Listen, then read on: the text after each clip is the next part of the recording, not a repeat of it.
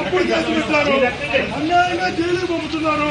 చెప్తా ఒక గొప్ప గొప్ప దర్శకుడున్నాడు, ఒక రాజమౌళి, ఒక సుకుమారు గొప్ప గొప్ప దర్శకుడున్నాడు. అన్నిటికీ కాలం సమాధానం చెప్తుంది. తప్పుడు కేసులు పెట్టిన ప్రతి ఒక్కరికి దేవుడు శిక్షిస్తారు. సుప్రీం తప్పుడు కేసులు పెట్టి జైలు పెట్టారు. అన్యాయంగా తప్పుడు కేసులు పెట్టారు. గొప్ప గొప్ప నటులంతా ఉన్నారు అక్కడ. గొప్ప గొప్ప దర్శకులు భగవంతుడితో చెప్తున్నా, తప్పుడు కేసు పెట్టి జైలు పంపుతున్నారు. తప్పుడు కేసుకి సమాధానం చెప్పాలి.